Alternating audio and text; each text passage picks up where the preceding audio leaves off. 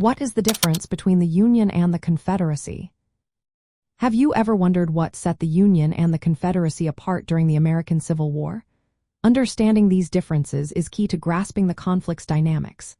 The American Civil War was fought between two main groups, the Union and the Confederacy.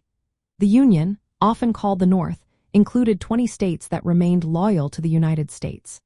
In contrast, the Confederacy, known as the South, was formed by 11 southern states that chose to secede from the Union. The primary reason for this secession was the contentious issue of slavery. The Confederacy aimed to expand slavery, while the Union opposed it.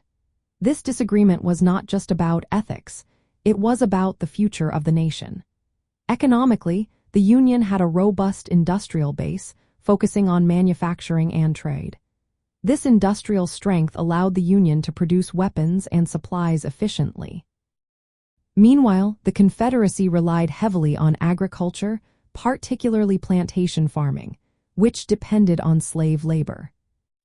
Population and infrastructure also played a significant role in the differences between these two sides. The Union boasted a larger population and a more extensive transportation network, including railroads. This infrastructure made it easier for the Union to move troops and supplies. The Confederacy, with its smaller population, faced challenges in both industry and transportation. When it came to goals, the Union aimed to preserve the United States as a single nation. The Confederacy, however, sought independence to maintain its right to own slaves and uphold a society based on white supremacy.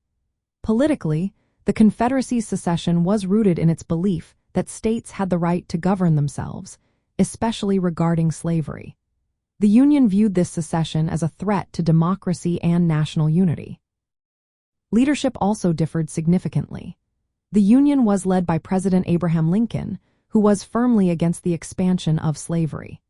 On the other hand, President Jefferson Davis led the Confederacy, advocating for states' rights to own slaves. This leadership dynamic influenced military strategies as well.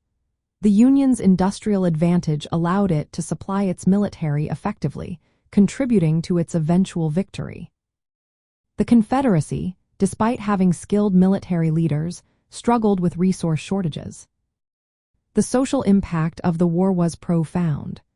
The conflict ultimately led to the abolition of slavery, marked by the Emancipation Proclamation in 1863 and the passage of the 13th Amendment.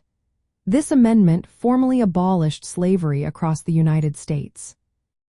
In summary, the differences between the Union and the Confederacy were fundamental to the American Civil War. The conflict was not merely about preserving the Union but also about the future of slavery and the structure of American society.